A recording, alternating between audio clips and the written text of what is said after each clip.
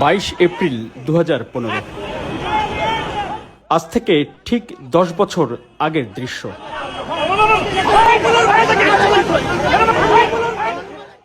রাজধানীর বাংলা মোটর সিগন্যালের ঠিক মাঝামাঝি জায়গায় সাবেক 3 বারের প্রধানমন্ত্রী বেগম খালেদা জিয়ার গাড়িবহরে হামলার দৃশ্য।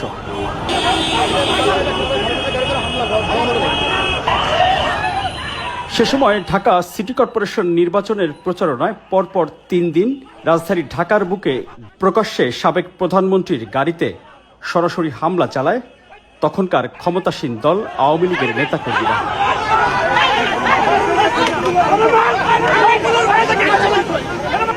22 এপ্রিল 2015 বিকাল 5:30টার দিকে বাংলা মোটর সিগন্যালের কাছে পৌঁছালে অতর্কিত জয় বাংলা স্লোগান দিয়ে বেগম খালেদা জিয়ার গাড়িবহরে হামলা করে আওয়ামী লীগ ও ছাত্রলীগের নেতাকর্মীরা।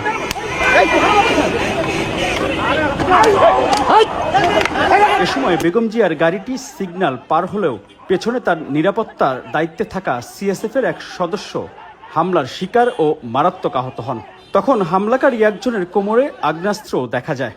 বেশ কয়েকজন মিলে সিএসএফ সদস্য সামিউল হককে রাস্তায় ফেলে পেটাতে থাকেন ছাত্রলীগের কেন্দ্রীয় কমিটির 2 নেতাসহ আরও কয়েকজন।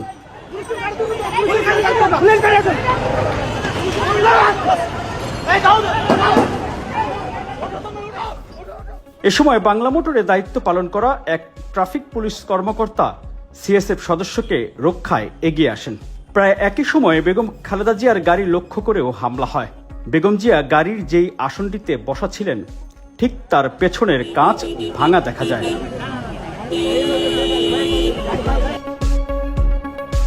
এ সময় বেগম খালেদা জিয়ার সাথে থাকা ছাত্রদলের সাবেক সভাপতি রাজীব আহসান হামলাকারী ছাত্রলীগের নেতাকর্মীদের প্রতিরোধের চেষ্টা করেন।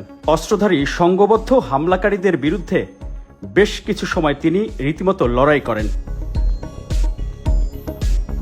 পরে গাড়িবহর নেতাকর্মী বেষ্টিত হয়ে নয়াপল্টনে বিএনপির কেন্দ্রীয় কার্যালয়ে যান।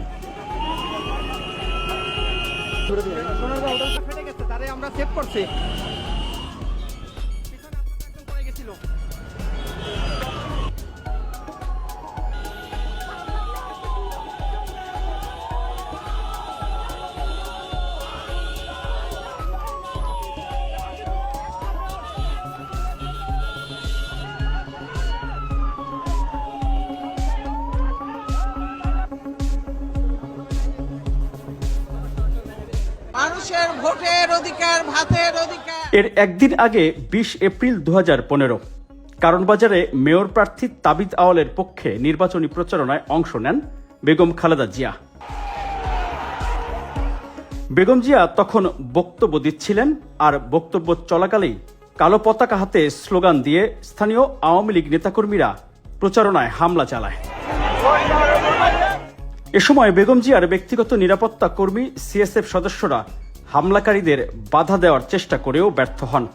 তখন বেগম খালেদা জিয়াকে নিরাপত্তার দায়িত্বে থাকা সদস্যরা গাড়ির ভিতরে নিয়ে যান।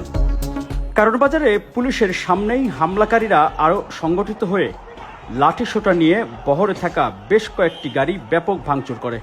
আহত হন বিএনপির দলীয় কয়েকজন নেতাকর্মী ও বেগম জিয়ার নিরাপত্তার দায়িত্বে থাকা কর্মীরা।